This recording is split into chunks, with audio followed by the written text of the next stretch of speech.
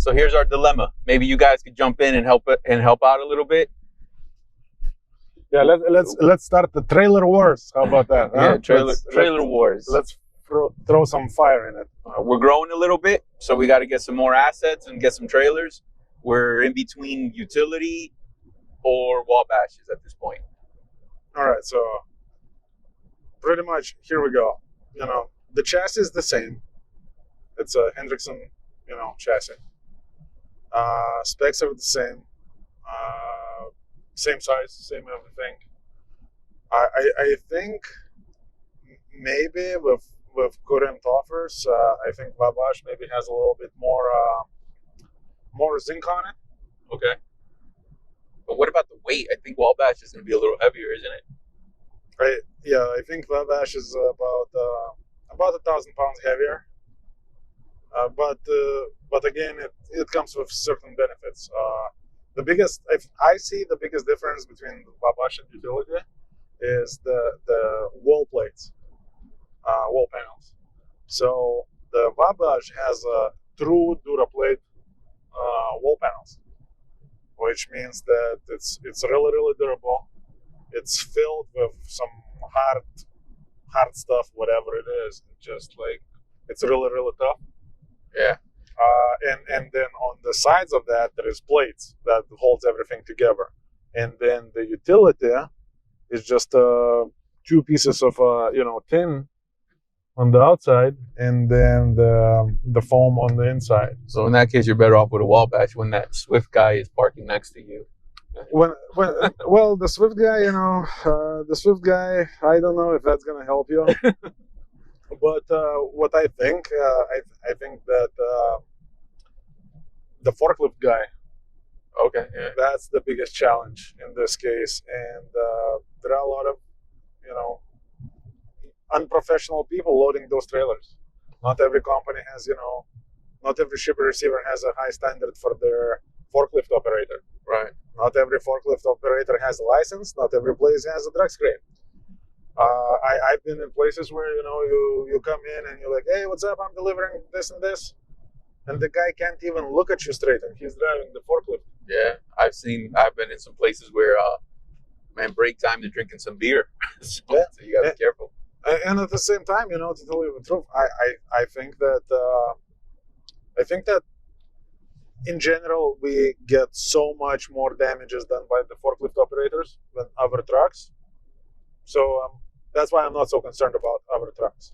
Right. And when we're dealing trucking to trucking, one trucking company with another trucking company, I see problems being solved a lot easier than a trucking company dealing with, some crackhead forklift operator. And again, not all of them that. I'm just saying, it happens. It happens. It happens often too. So yes, and it's not like he's gonna punch the hole in your trailer and come over and be like, "Hey man, I just messed up your trailer." It's never happened. No, but they will say, "Hey, I can't load you. You got a hole in your trailer." Here we go. And then that's what that's the whole thing. So if this DuraPlate or the double plate kind of helps out and avoids a lot of those situations where that can cost you not just the repair of a hole, but losing potential revenue on that load. And it helps a lot, because if you look at some like older trailers, from Schneider, other major carriers that dedicate a lot of their equipment to the paper companies that ship paper rolls. Yeah. Sometimes just pay attention when you drive by the trailer. The bottom part of the trailer almost like pushed out. You can see the scars from the inside. Okay. We're so deep that it's visible from the outside, the deformation of the trailer. Right. Wow. And we're still in one piece, and we still have no holes. So it's a really, really tough material. Okay. Well, I guess these are going to be some things that we have to consider. Leave in the comments what trailer you guys prefer and why. And not just that, I think another thing that is going to be a major part of the decision Voyager takes in buying what kind of trailer is availability. Right, I think. I think the availability right now, it was funny before this whole shutdown happened. Yeah. The wait time for trailers, when you're buying a brand new equipment from factory. At some point, was like up to 6 months. Then, the shutdown hit, and the trailers were available left and right, all you want, 4 hours. problems, 4 hours, delivered in your backyard. And now that we are already, shopping again, because it's time to add up. Yeah. But right now, I think the soonest I can get some trailers is February. No, November. Okay, it was February, man. No, just put that on your Christmas list. Yeah, the soonest I can get them is February, and at the same time, the good thing, we still have plenty left, so we're not gonna run out of those. But if we were waiting for the last second, expecting that it's still 4-hour delivery, that would not be a good situation. No, I wonder what's driving that, man. I wonder if it's got to do a lot with the rates right now, and also PPP money. You think? Maybe some guys did smart moves with their money. I think everything together, the money that a lot of companies have received for for whatever we received it for. Mm-hmm. So there is a lot of money on the table, and the supply is very limited because a lot of things were shut down. So that has a huge effect. Also, what was that year, like 2017, 18? 2018, I think, when the ELDs came in, the very first year we became mandatory. When the rates went through the roof, you were getting paid whatever you want. Life was gravy. So everybody bought so many trucks that apparently, that drove the freight prices down so bad in 2019 and 20.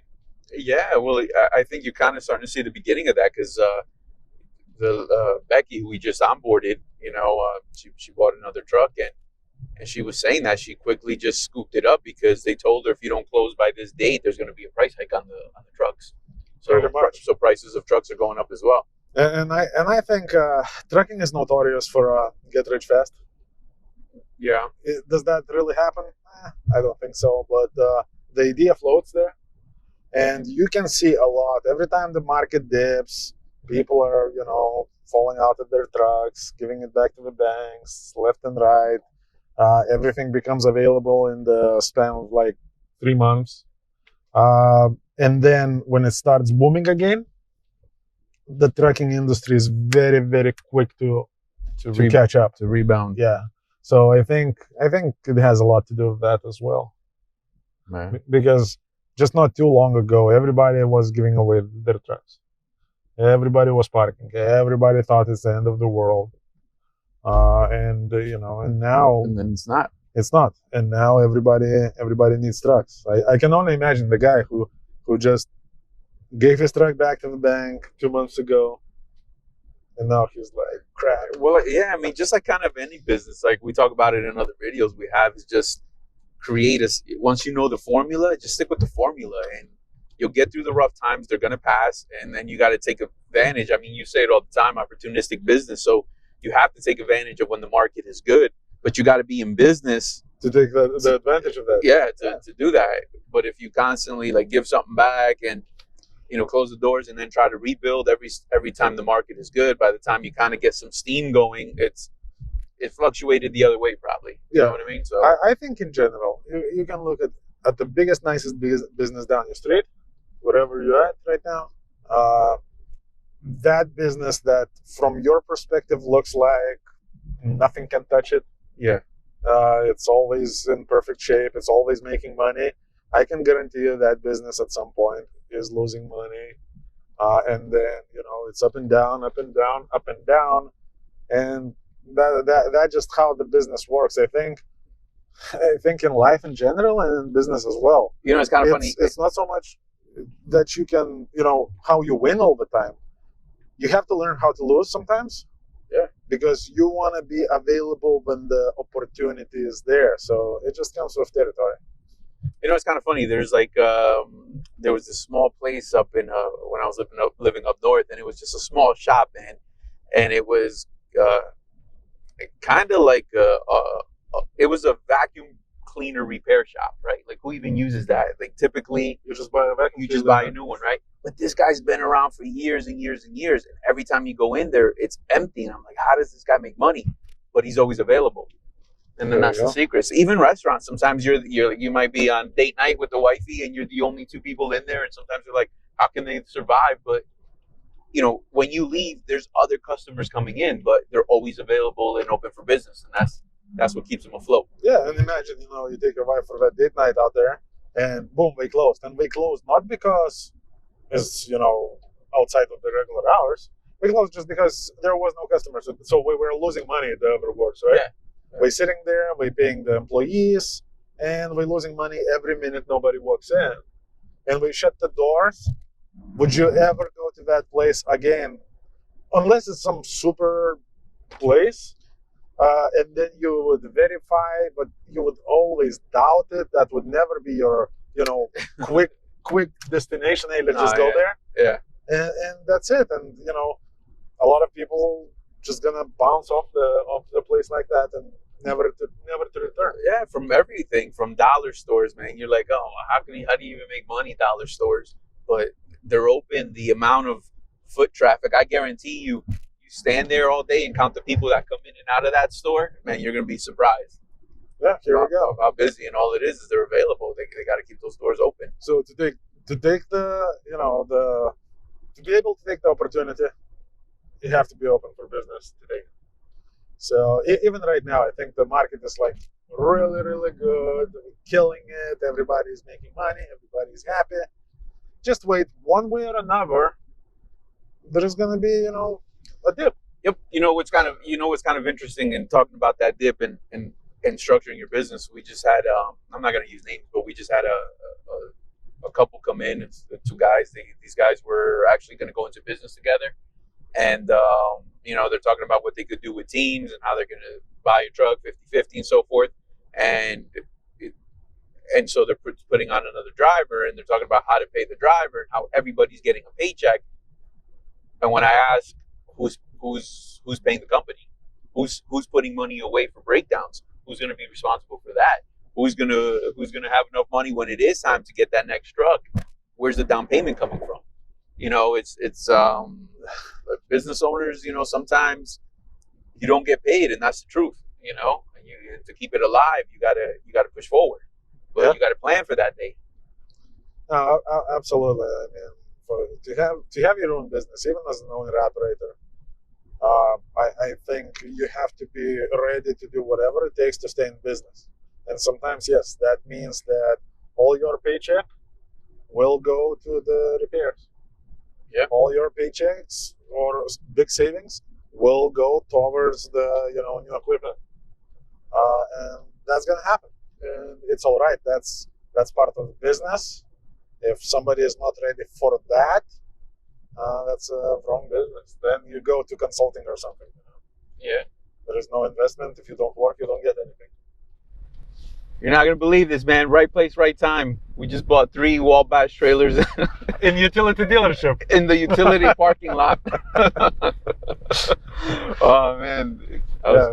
We actually met you know, our guy for a Wabash. He was just buying parts from utility for their rental fleet, and you know, turns out he just came up with 3 brand new Wabash trailers for us. Right. Somebody canceled an order. Their loss, our gain. Yeah, we'll take it.